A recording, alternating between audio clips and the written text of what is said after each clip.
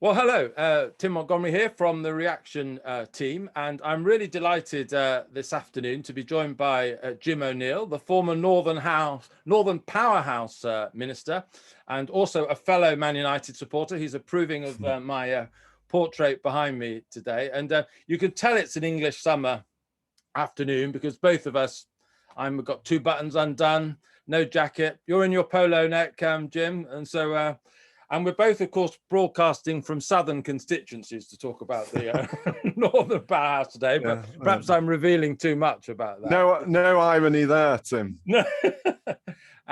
Jim, there's so many titles, Jim. I should introduce him with. He made famous the whole brick analysis of the changing world that we live in. George Osborne plucked him to really pioneer and lead the Northern Powerhouse idea that was a central idea when George Osborne was Chancellor, and very much continues to be involved in that work. And actually, you recently taken on a role at, have I got this right, Northern Grit House, Jim, where you're Northern Gritstone. Northern Gritstone, I'm sorry.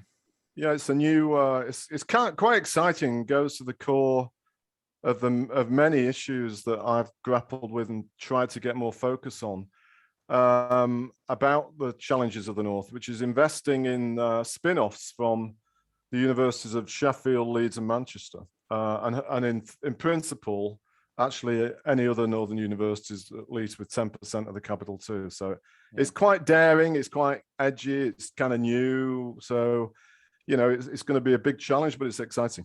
Yeah, sounds like you're practicing what you preach, which is hopefully unusual in politics. Look, I don't like to think of myself as a politician. Yeah, I've been rude, aren't I, before we even started? You are, we're talking today, and thanks, Jim, for finding a little bit of time. Boris Johnson gave his speech, which hasn't been well received, on levelling up yesterday in Coventry. And I just wanted to talk about some of the themes that have arisen in the press in response. And could just the sort of big question to begin with. The Times of London this morning had an editorial on the Boris speech and said, actually, of course, despite all the sort of health and other disparities that Boris, the Prime Minister, highlighted in his speech, if you strip away housing costs, many people in the North, many Brits in the North, perhaps even most, have a higher living standard than those in the South. So how unequal is the nation, and how accurate is it to divide our country into that North-South thing? So, I mean, that topic in itself, Tim, you know, we could spend not only this time, but the rest of the day trying to discuss the relevant, most optimal or useful measure of inequality and regional differences. There are many, and I haven't seen the Times piece, but that sort of thing is worthy of much deeper study because there is definitely some validity to it. Obviously, for young people or those in low incomes, the whole challenge of living in somewhere like London or Cambridge, because of the living expenses, is a whole separate challenge. And I'm sure you can show for considerable pockets of the North. I doubt it's everywhere, but certainly considerable pockets of the North. If you take those things into account, at least the affordability of life, let's call it, might be actually more manageable than in many parts of the Southeast. But of course, you know, the income issue, and what I often think is the ultimate measure of equality or opportunity, and reflective of my own past and my own strong beliefs, is the educational opportunity and the ease of getting a decent education. And I think there are, on those criteria, some really pretty big, varied sources of evidence that large parts of the North really do suffer. Not everywhere. There's huge variability within the North, which is another part of the issue. That, you know, that it's not like the North is one place. There is massive variability. Yeah. And just before we move on to this, you know, understanding the territory that we're talking about, how much is it not even just to assume for a moment we accept it's a North-South problem, or we think there is a North-South problem. Is it? I'm not entirely sure that that's as I know it's a big simple as assumption. I know it's a big assumption, but it isn't the reality. Even if we accepted that as some sort of framework, the reality is it's the London southeast versus the rest of the country thing, isn't it? And with the exception of the Bristol area, the stuff that got me really going on all of this is of course when I was asked to chair the Cities Growth Commission, an independent commission back in 2013, just after I left the world of finance. And what I opted to do was try to, let's call it, level up in the parlance of today by trying to make the productivity performance of all those areas that were significantly below London and the Southeast similar to London and the Southeast. And amongst the interesting things about that is that actually Bristol itself had a GVA or productivity on the kind of poor productivity measures we've got regionally. It was above the average of the country too. So, but other than that, yes, vast parts of England have significantly weaker productivity in GVA than London and the Southeast. So it's definitely not just the North. Even on education, there are parts of the East Midlands and some parts of the West Midlands that are as bad as many parts of the North.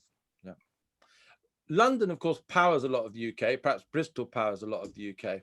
The emphasis that this government has on towns and that, how much is that sort of getting the focus wrong? Because a lot of growth is powered by cities, and then the benefits spread out, don't they?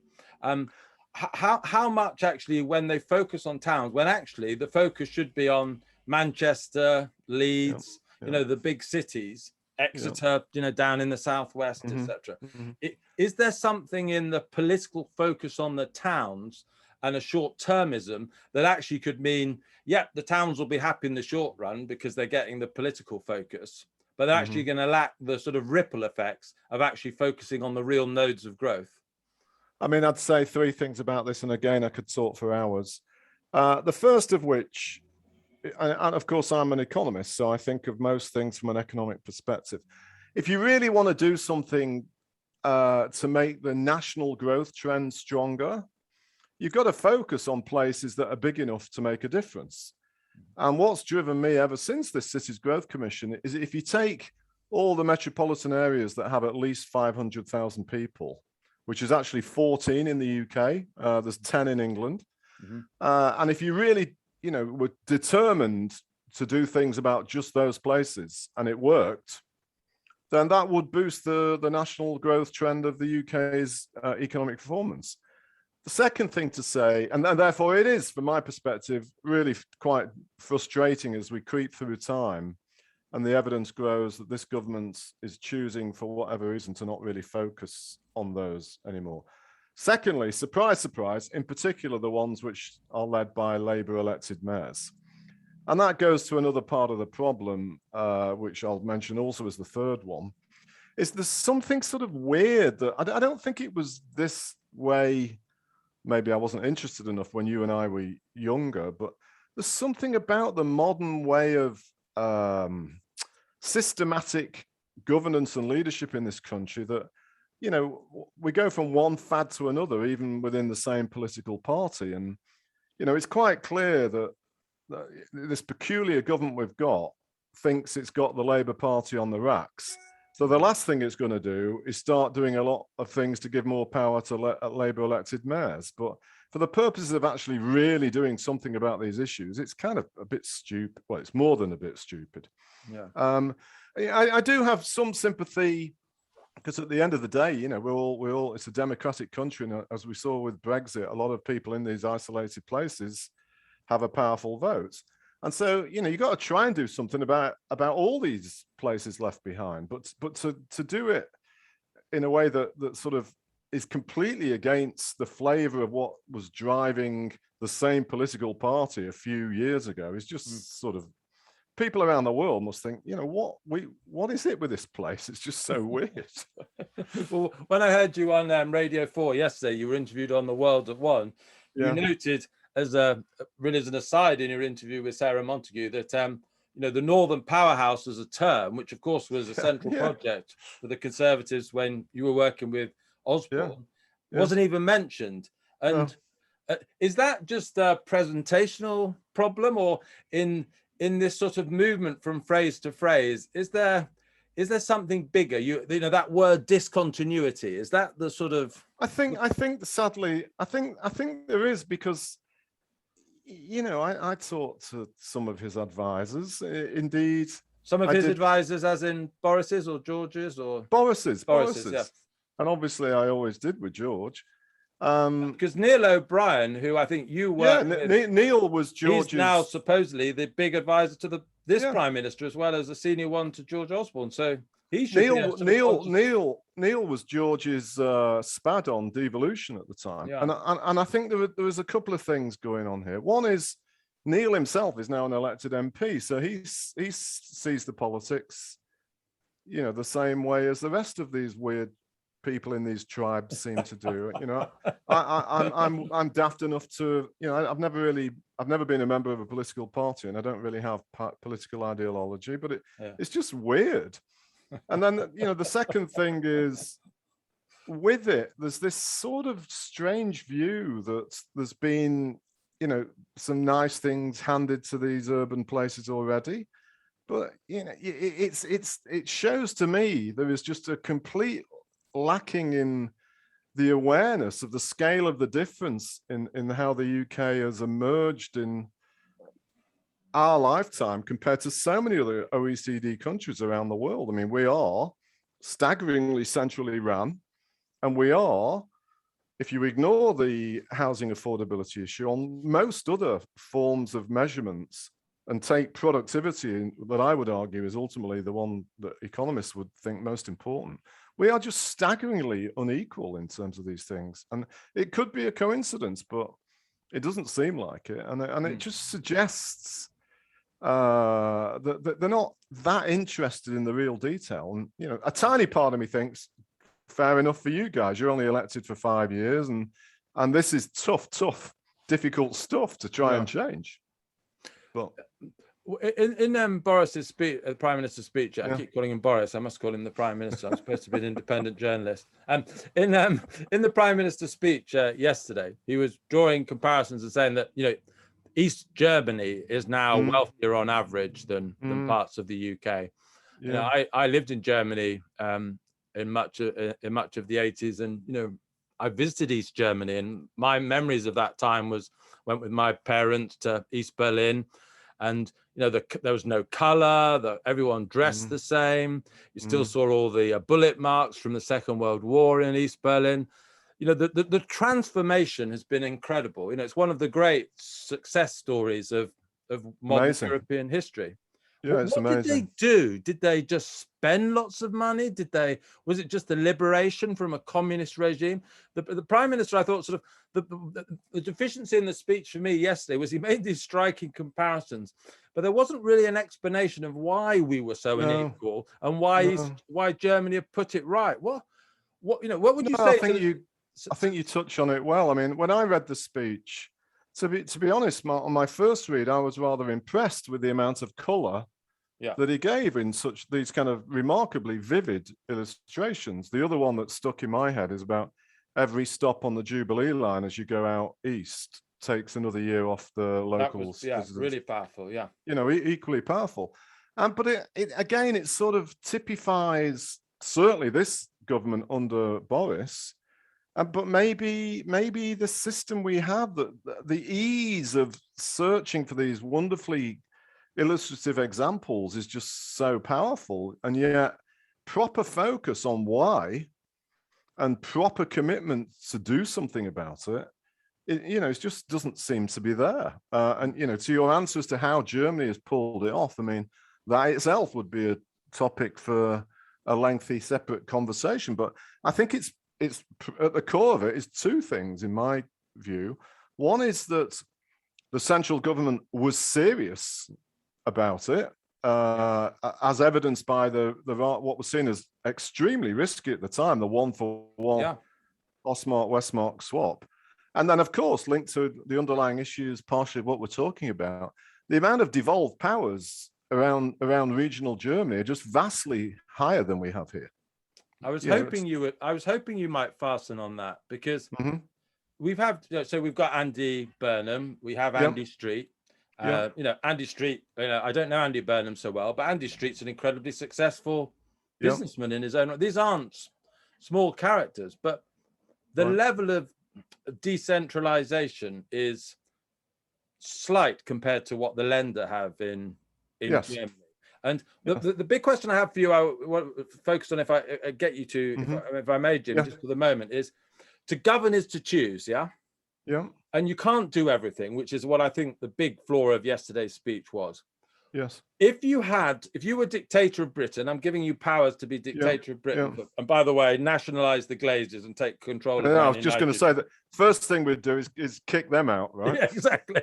But after you've done that, what would you do in order to get something done? Would you give more power to the existing mayors and just allow Andy Street, Andy Burnham, Sadiq Khan, whoever, the big power? Or would you do, which seemed to be where Boris was slightly going yesterday, was to say, well, actually, we're going to give similar powers to more people, so that back to this jam spreading expression. It was very jam spreading, even though he made a point of saying it wasn't. I mean, again, I go right back to the principles that have driven me to be so interested in this topic. As I'll repeat, there are 10 areas of England that have more than 500,000 people, ranging, I think Leicester just creeps in there as an independent metro area, ranging to, depending how you define it, Greater Manchester and West Midlands at the top. And if you really gave these guys a lot of independent powers, so long, going to the way you described it, they're prepared to be held to account, hence the elected mayors, I think it would be a thrilling thing for the country. And, it feels to me that in principle, we've just scratched the surface of the beginnings of devolution and powers to these people. I mean, why on earth do we have adult skills ran from the center, even by well-intentioned people?